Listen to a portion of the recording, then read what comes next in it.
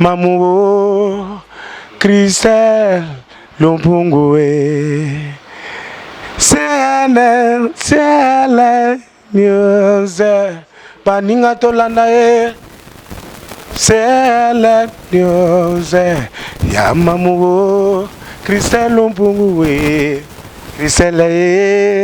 Christelle Lumpungo CNN News CNN News ya Christelle Lumpungwa Mamuwe Mamuwe Mamuwe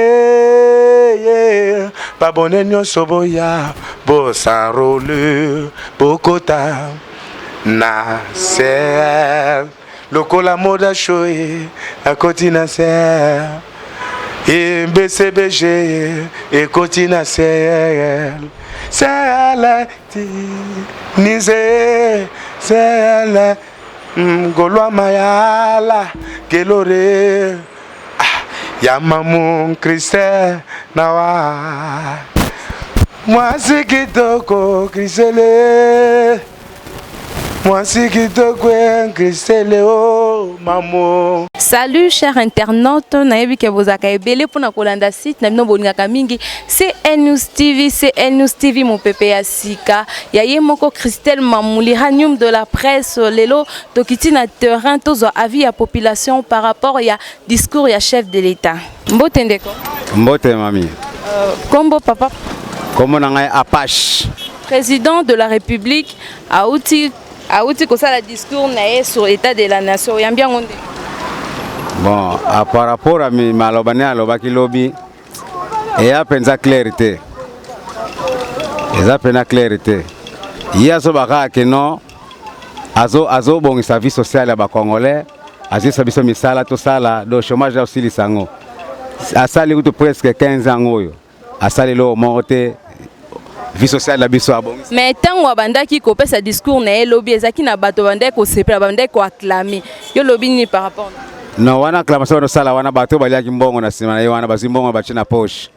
Mais net ngai na robetle maboko te. Ma robetle maboko te. Wana za mama sala ki za bêtise wana. Mais assurer social tour oyo donc na 2 ans oyo assurer social. Yo munyangunde. Na 2 ans utoite inane na ndambo. Do inane ndambo na ko bon service social na biso te ko simba te parce que 5 ans kutu basal 10 ans pour na oloba. Ba bon isango te bon dans inane na ndambo service social e ko simba te. Merci. Mbote maman.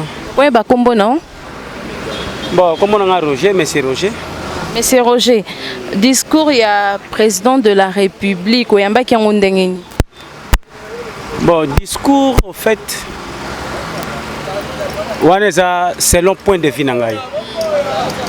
Discours wana pona ngai ça n'a rien à voir na état ya nation. Ponanga. Wana est concerné que nga. Donc discours wana n'a rien à voir na état ya nation. Loni CP sur le discours hein. CP singai te eloko CP singai zate.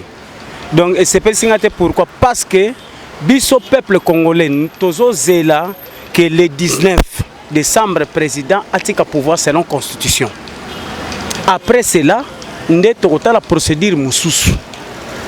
Mais ce qui est le président a le discours pour l'état de la nation et pour féliciter le premier ministre naïe. Donc ils ont rapporté la population. Tant on bande copier sa discours, qui acclamation à la population. Acclamation est normal. Il y a les gens flatteurs bazali au bako acclamer.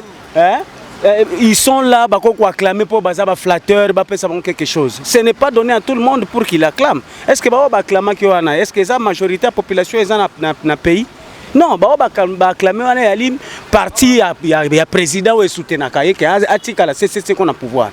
Mais assurer social na 2 ans. Non, le président de la République a fait 15 ans. Il a fait 15 ans. Na 15 ans à saler le côté social. Après 2 ans il a fait ou bien après jusqu'à la fin de son mandat assurer biso social. Et ça n'a rien à voir, ça n'a pas de sens. Ils ont sens de ministre nino ya chef social. Tout temps ba comme ba ministre o to yebi na mboka o. A chef so Rubero, a chef so Camere qu'est-ce qu'il va faire pour nous? Non, pas en sens maman. Merci beaucoup. Merci maman. Mbote ndeko. Mbote maman. Bonio. Kimi ezali.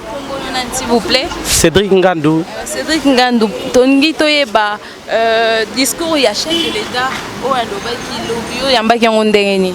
Ouais, par rapport à discours ya ndeko Kabila otaki osala lobby, peuple congolais bandako ozela asala adie naye que na ba prochaine élection akotia mututé pe tomoni amekaki ko apaiser tension ya notre peuple congolais o abandaki ko zela na motema moko a se prononcer que na troisième mandat lisolo wana ezala lisusu te.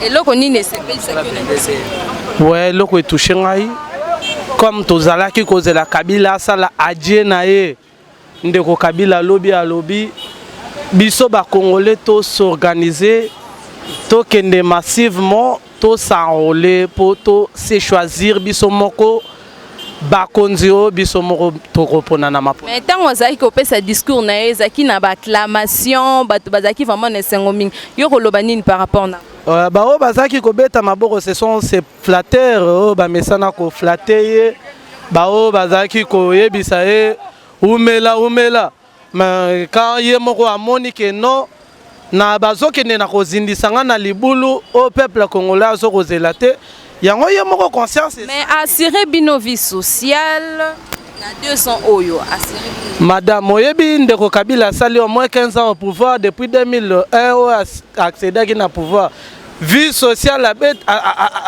a sali eloko moko te kaka lobi pour la transition ya 16 mois ndako kiko bongisa vie sociale ya peuple congolais et jamais tout monde qui est à façon il y a ko se racheter mais toyebi ata to accorder 30 ans toyebi ndeko Kabila ekozaka libungu tulu pona e donc ngai pour ngai na kosenga te abakisa le problème ezaki à organiser le scrutin électoral le plus vite possible. Biso moko to se choisir bakonzi oyo bakoya sima na ye nde basala musala. Merci. Ouais, merci beaucoup. Mbote ndeko. Mbote. Tokoyeba kombono s'il vous plaît. Kombo ngai ezali Hervé Lusekwa. Hervé Lusekwa, président de la République a sali discours na sur l'état de la nation yambia ndenge ni.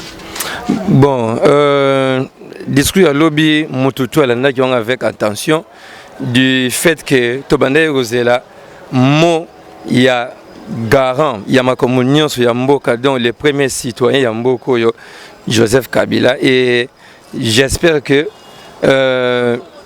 mutu selon appartenance politique naie américain quoi apporter jugement mais d'une manière générale le plus important est qui yakoyoka oyo mokonza mboka sengela ki aloba eloko ni sepelisa ki yo na discours bon eloko sepelisa ngai ezali franchise. Tout d'abord, franchise Yaye Moko, parce que personnellement, je crois, hasard conscient, il y a parcours politique naïe, il y a makam, il y a bien ou à Salaki, et puis où les autres senga, il y a quoi améliorer. Donc c'est un peu ça. Mais tant que vous avez ce discours, naïe, zaki na acclamation, applaudissement. Yo, au monde qui ont. Bon, tout le monde qui pendant le discours, Azalaki acclamé à tout moment. Donc ici au moment oyo ye alobaki ezalaki approuvé ezalaki vrai donc c'est un peu ça quoi. Eloko nini oko senga abakisa to eloni oko linga abakisa par rapport ya oyo alobaki. Bon personnellement eloko ya kosenga bon na éviter wana abakisa moi mususu biloko mususu par rapport ya discours na eloni osenga sous président abakisa.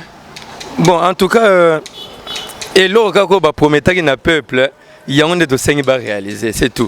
Mbote maman. Combo non, s'il vous plaît. Julien Mabanza. Julien Mabanza, discours il y a président de la République où est le cas qui lobby yamba qui ngondengeni. Bon, discours wana en vrai dire nalanda ki ngo pena nyo sauté. Mais nandambo yo nalanda ki bon, namoni vraiment rien de nouveau. Parce que makamu mingi oyo ye alobaki lobby asi aloba yangope.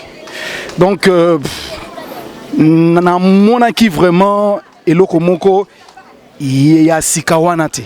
Eloko ni sepelisa ki yo tant président eloko ni vraiment sepelisa na kata discours wana. Bon kosepela comme tel penza ezalaki te souhait na ngai nde ezalaki ke à respecter plus la constitution, mais comme jusque là constitution yango eza nango respecté te. Il y a le bien respecter constitution. Oui, tant mieux. Mais ngai ndenge na yebi na moni ke constitution eza nango respecté te. Mais assurer vie sociale na 2 ans. Mieux. Oui, tant mieux. Mende en tant que mutu ya paix tout pesa kaka y chance à saler la plus c'est oyoye lo baki lobby eloko nini okosepela babakisa basala lisusu eloko nini okosenga na mokonzi ya mboka abongisa eloko oyo ngai okosenga mokonzi ya mboka abakisa eloko oyo ngai nalingi plus ye asala atiande plus mboka na paix, c'est ça. Bozui avis à population ba peseli par rapport à ba vie à bango. Merci beaucoup, merci na NTP Production, merci na président Dom na Lille, merci na Roger Madiata na Suisse, merci Christelle Umpungu Mamuliranium de la presse, Frida Bacharme, Daouda Misolo, Mbote na Yangwana, Adio Diogène, Célé Dubois, na Lingarabino